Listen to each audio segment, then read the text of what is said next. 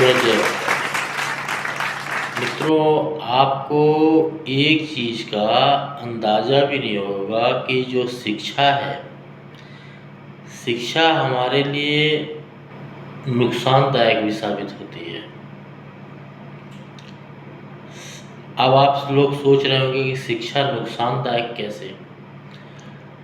अगर आप अपने बच्चों को कॉन्वेंट स्कूलों में पढ़ाते हैं, उच्च शिक्षा के लिए उनको विदेश भेजते हैं, उच्च शिक्षा के लिए उनको बड़े बड़े कॉलेज और यूनिवर्सिटी जो मैकॉले की शिक्षा पद्धति पे चल रही है, वहाँ उनको पढ़ने के लिए भेजते हैं, तो धीरे धीरे आपके बच्चे की मानसिकता खराब हो जाएगी। सबसे पहले उसकी शिक्षा पद्धति से वो सेक्युलर बनेगा। जैसे कि मैकॉले ने कहा था कि मैंने भारत में ऐसी शिक्षा पद्धति लागू की है कि आने वाले समय में बच्चा शारीरिक रूप से, पैदाइशी रूप से हिंदू रहेगा, लेकिन उसकी वेशभूषा, मानसिकता सारी की सारी ईसाई पद्धति की रहेगी। वो अपनी धर्म, शिक्षा और संस्कृति की परंपरा से दूर हो जाएगा। उसको अपनी शिक्षा पद्धति में इतना राजनीति मैकॉले ने लगाया कि आप विश्वास भी नहीं करेंगे। जैसे कि साउथ के लोग, साउथ इंडिया के लोग ज़्यादा पढ़े लिखे हैं, लेकिन उसमें आप देखेंगे कि जितने भी धर्म विरोधी, भगवान विरोधी, हिंदू विरोधी, धर्म विरोधी और सनातन संस्कृति के विरोधी, सनातन धर्म के विरोधी, वो ज़्यादातर फिर के साउथ में ही पाए जाते हैं। साउथ का लोग शिक्षित माना जाता है, लेकिन उस शिक्षा की आड़ में वो सेकुलर का इतना गंदा नाचता है कि आप उसका अंदाज़ा भी नहीं लगा सकते।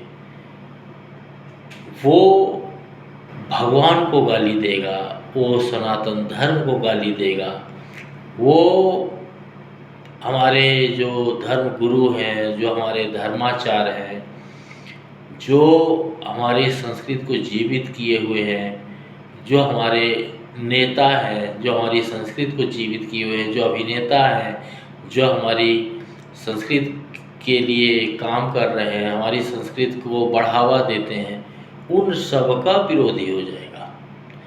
इतना विरोधी हो जाएगा। और मैंने देखा है साउथ इंडिया के लोगों में, ज़्यादातर लोगों में मैंने ऐसा पाया है कि वो जिसका खाते हैं उसी को गाली देंगे।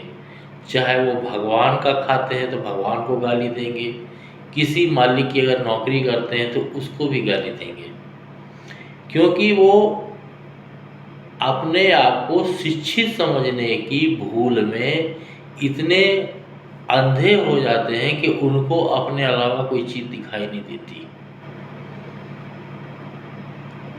और आने वाले समय में ये शिक्षा पद्धति आपने देखा होगा, ज़्यादातर अनाथ आश्रम में किसके माँ बाप पाए जाते हैं? किसी किसान का नहीं मिलेगा, किसी मजदूर के माँ बाप अनाथ आश्रम में, वृद्धाश्रम में नहीं मिलते।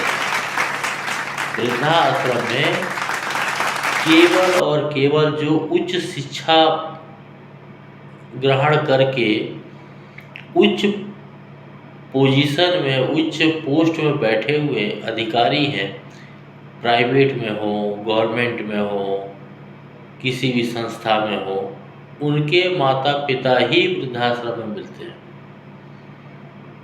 क्योंकि जिन माँ बाप ने उनको पढ़ाया, पाल पोस के बड़ा किया, तो आने वाले समय में उनकी शिक्षा पद्धति ऐसी है, उनके मानसिकता में ऐसा जहर घोल दिया जाता है कि वही माँ बाप उनको दुश्मन लगने लगते हैं, वही माँ बाप उनको बोझ लगने लगते हैं, वही माँ बाप उनको मूर्ख, बेवकूफ़ और अनपढ़, गँवार, सारे के सारे अवगुण उनको अपने माँ बाप में दिख लगते हैं।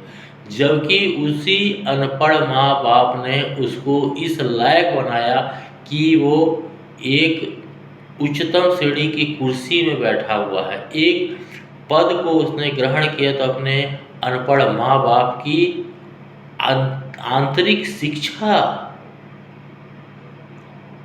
के वजह से वो उस लेवल पे पहुंचा है, लेकिन वो उनका भी विरोध करेगा। ऐसे बहुत से साहूकार पाए जाते हैं जो भगवान का विरोध करते हैं, जिस मालिक का खाते हैं उस मालिक का विरोध करते हैं, मालिकों को अपशब्द बोलते हैं, बुजुर्गों को अपशब्द बोलते हैं, धर्म गुरुओं को अपशब्द बोलते हैं, धर्माचार्यों को अपशब्द बोलते हैं। और मैं इस सब के खिलाफ हूँ।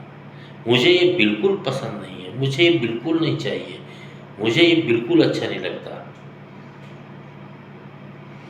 बाकी आप लोग भी गौर कीजिए। आपने तो स्टालिन को देखा ही है, उसके विचार भी सुने हैं। वही उसकी पढ़ाई के वजह से है, उसकी शिक्षा के वजह से है, उसके परवरिश की वजह से है, उसको घर में जो संस्कार दिए गए उसके वजह से धर्म का विरोध करता है। राहुल गांधी भी देखा आपने, एक मौर्य है वो भी देखा आपने, लोगों को देखा। सबको हिंदू धर्म ही मिलता है विरोध करने के लिए, बाकी वो किसी और धर्म के लिए कुछ नहीं बोल सकते हैं, क्योंकि दूसरे धर्मों में बोलने के लिए दम चाहिए और दूसरे धर्म के बारे में बोलने पे सर तन से जुदा हो जाएगा। हम हिंदू हैं, हम उदारवादी हैं, हम शांत हैं, हम सनातन संस्कृति को मानने वाले हैं, हम पाप और पुण्य की परिभाषा जानते हैं, इसलिए हम कोई गलत काम नहीं करते हैं। हमारे भाषा में, हमारी संस्कृति में, हमारे कल्चर में, हमारे धर्म में वो चीज़ें पाप हैं। किसी को दुख देना पाप है। बाकी अन्य धर्मों के बारे में आप बोल के बताइए, सर तन से जुदा और तन भी नहीं मिलेगा। जय माता दी।